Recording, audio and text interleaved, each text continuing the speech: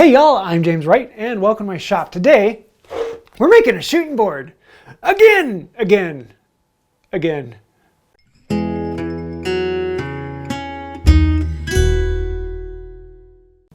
Okay, we did the video not too long ago making this shooting board and I absolutely love this. But after seeing Rex's video and trying this out, there's a few things that I want to change. And I've changed those in the plans, but I actually want to do it.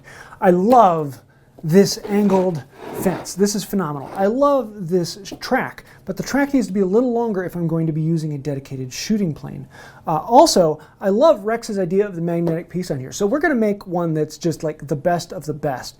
But that means we've got to remake this thing. Let's take it apart.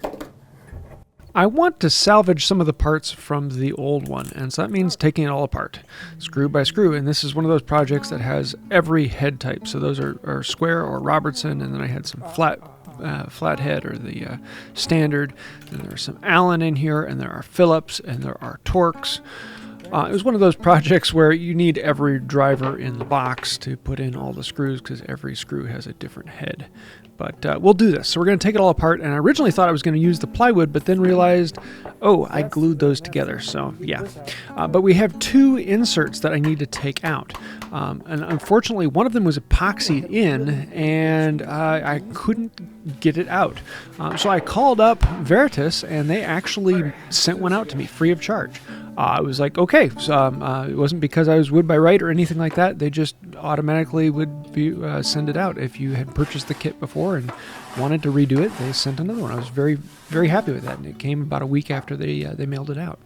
So I had the inserts. I just needed all of the other hardware on top. So for this one, I'm actually going to start by gluing the two panels together. I marked out where the glue needs to go because I'm going to rip this down into a much smaller piece. But I want it all together in one big piece before I rip it down. So we're going to glue it down. I'm going to put a few clamps on to temporarily put it in the right place. And then I'm going to put together a bunch of screws to actually hold it together. Using these depth stops so that they don't actually drill through into my bench underneath. I use these all the time now. And for the soft plywood here, I really don't need to countersink these. The heads actually pull in pretty well. And so we're going to go through and put in what was it, 12 screws total? So drill, drill, drill, drill, drill, drill, drill, and then come back in with the screwdriver and screwdriver, screwdriver, screwdriver, screwdriver. Yeah, I should probably pull out the drill and just do these right. Next, we need to lay out where the fence will go, and Veritas provides a really good drawing of this to measure out. You need to drill 2 holes for the 2 inserts to go into, and so you can lay those out, X and Y coordinates, mark them out, and put them in. So we can lay those out and find out, ooh, there's one, and there's the other one. And one of them is, I believe, a 3/4 inch hole, and the other one is a 3/8 inch hole. Make sure that they fit the inserts that you have, so that you can drive them in. Otherwise, you drill them the wrong size for the insert, you have problems. So we're going to drill out those 2 and then put them in. This one is actually just threaded in, and so it actually runs in. You put a bolt or nut on the bolt and then drive it against it and then turn it down into the hole. The other one, though, is much larger and gets epoxied in. So we're going to use some Total Boat high performance epoxy, mix that in there and set it down in place. And this is a special one because it has a shoulder set for a shoulder bolt. So we're going to put the bolt into that nut and then drip all the epoxy in and then slide the nut down in. But I want to make sure that I completely coat this in. I want to get epoxy connection on all surfaces of this, drive it down into the hole, and let it sit and come back the next day. The squeeze out that comes around really isn't much of a problem because there's a plate that goes over this, and so that'll all be underneath. And any that does squeeze out, you can easily plane that off with a chisel you don't care too much about. And if you do run into the brass, oh well, you can actually scrape brass. And if you look at this really, really closely, you'll see that I actually planed some brass scrapings with the card scraper. It's one of those surprising things. You can actually plane brass and aluminum, other things like that. Now that all this has been screwed down and glued in place, I'm going to come back in and rip it off. I'm making this about 16 inches wide, but then I also have a strip about 1.5 inches wide right on that edge. Now we can plane off all of these saw marks and clean it all up. And it's one of the things with plywood is it's always a mess. No matter what you're doing, you're going across the grain, and it's just an absolute pain. Now I want to make a stop that catches on the edge, and so I have a chunk of oak. It was just a random piece. I think it was somewhere around an inch to by 1.5 inches or so. And I'm going to make this as the stop that goes on the front edge of there. So we can put that in place, apply a little bit of glue, and then we're going to screw it down in. So I want to make sure it doesn't slide around while I'm screwing it. Put a couple clamps on it in place, and that way as the glue sets, it's not squeezing out and running all over the place. So we can come in with a bit and drill down through, make sure that it is pre-drilled because we are working with hard wood here. Also, in this case, I want to actually make sure that I have one of them right on the edge because I'm going to be ripping off another 1.5 inches along one side. So I want to make sure I have a screw right into that edge. But then along the rest of it, I'm going to drill 3 more just to put the screws in. And again, the screws are just there to squeeze it together while the glue is set. And so with this, I can drive them down in until they just go a little below. No need to actually countersink the heads because they're pretty close. Cut off the excess, and now we have a catch to go on the edge. So this is now a bench hook. Now we're going to get back into the hardware. The original one that I got was the 16-inch version, and I realized for a regular plane that's not a problem, but because I have a shooting board plane, it requires a little bit more surface. And so I decided to bump up to the 24-inch length. So this is a 24-inch. So I'm going to use a shoulder plane to get right up close to this, and then I'm going to come in and plane off the rest. Because the plywood I have on there is 1/2 inch, and with the shooting board plane that I have, I actually need it to be down just a hair.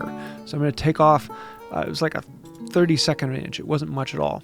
And we can put this in. It gets a few square heads to go in, and then you have 2 set screws that then move this fence and then hold your shooting plane exactly where it needs to be. It's a really, really nice setup.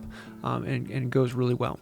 Once this is in place, then there are a couple strips of Teflon tape that can go on so that there is little or no friction between the plane and the surface. It slides beautifully and is held tight in place. You just want to make sure when you put these down, pull them a little bit tight so that they stay in place. And they can be an absolute pain to try and get off. You can do the tear trick, but then you get a bubble on the tape, and it's never quite as useful that way. So take your time, peel it off, and make sure you get a nice clean surface on here so that the plane can slide on that. And it's very, very happy. It's actually one of those things, once you get this fitting right and it slides back and forth with little or no pressure, it makes the whole system that much better. Now we can put in the hardware, and this just goes onto that screw that we have in, and there's a second screw over here. And we want to make sure that this then is square to the track that we just put in. I don't want it square to the plywood. I don't want it square to anything else. I want it to be square to the track. So I'll put my square on the track, slide it up against that, and mark it into place. Now, so I can lock that down, make sure that the little marking gauge here is lined up with the pivoting square, and then drive in the screws to lock that bottom bracket down in place. And now it is square at 90 degrees when it's in that detent, and you can rotate it to whatever angle you want it to be at. Now that all that is put together, we're actually going to rip off about 1.5 inch wide strip this whole length down. And this is something I saw from Rex's version, and I absolutely loved it and said, why in the world did I not put that on mine? So we're going to do that. You rip off that strip, and then you can magnet it back together. For the shoulder, I'm going to reuse the fence on here and cut that in. So I just wanted to cut it off at both sides so it's now to the new length rather than being the old length of almost 24 inches across. I don't need them to be perfectly square because the first time I run my plane against it, it is going to square them up and clean them up and give me a nice, clean, true edge. It's one of the nice things about a fence on a shooting board. As long as it can move side to side, you can always clean it up and re-true up the surface. And with this particular system, if you ever have a problem with the actual shooting board fence, it's very easy to then just make a new one, clean it up, and put it on there. Hey, look at that. We can shoot it and clean it up. So with these thumb screws, they go in the back and tighten the whole thing down, and there you go.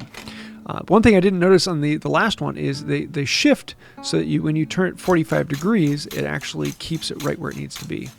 And here I can come back through and true it up to exactly where I want and check that I'm getting in grain. And that is the shooting board. It's done basically, but we want to do some other things.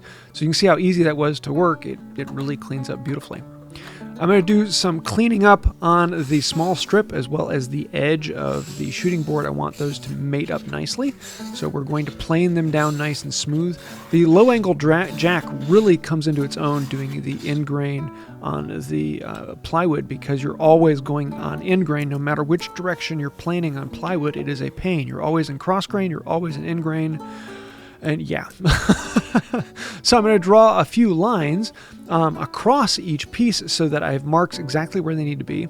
And then I'm going to come in and draw in these exact same distance on each piece, because I want these marks to be in the same location on each piece, because I need to drill out little recesses to put magnets in.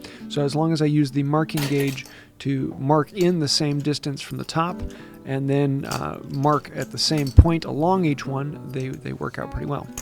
I want to use these depth stops, and you can see I have the whole set of them here. That's really nice because you can check which one is the right one, slide it in place, turn the set screw down, and I only want to go down about an 1/8 inch of full wall size. So this only needs to go down a little tiny bit, and those depth stops really make it nice.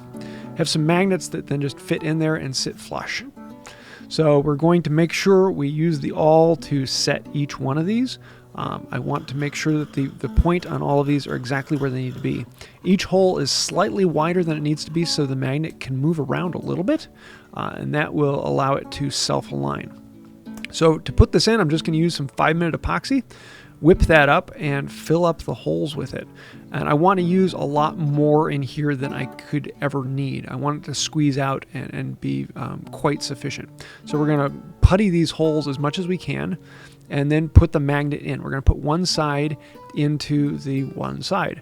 Don't worry about the epoxy squeezing out or going over it. That's all we want. So now we're actually going to, yeah, they were actually having a problem getting them out. These were pretty strong magnets. They were squeezing all over the place and able to squeeze all through my hand. So now we're actually going to put some saran wrap over the whole edge so that we can put down the other magnets without them connecting in. You could also use wax paper or something like that. I just happen to have saran wrap around. So now we can put the magnets connected on the other one. I can make sure that the poles all align and are exactly where they want. And then I can put that side piece over the magnet so that all the magnets then fit into the holes in that side piece. And now I want to clamp it in because I put so much extra epoxy in there. I want that epoxy to squeeze out on both sides. I want it to glump all over the place and give those magnets a good connection all the way around and then across the face. So then we can take the clamps off. And I was kind of wondering, did I rip it anywhere? No, it actually just came right off. It was exactly what I wanted it to be. These now then just clip into place. Yeah, exactly what I want. It holds into place nice and tight, and I can then move it across my bench and have the exact same thing on the other side. A few little details need to be done to make sure it all needs to go back together. But before we do the finals on this, we actually want to take it all apart, because we're going to finish it. And for finish on this, I'm going to do something a little bit different. I'm going to use homemade boiled linseed oil and paste wax. I know I don't use that enough, but we're going to use it on this one. I'm going to go through and chamfer all the edges and just clean it up, make it feel good to the touch. Especially with plywood, there's always a pain on this. But putting a chamfer on each corner just makes it finish that much easier and a little bit smoother. The homemade boiled linseed oil, I do have a video on making that. I actually have a couple different videos on different ways of making that, as well as paste wax.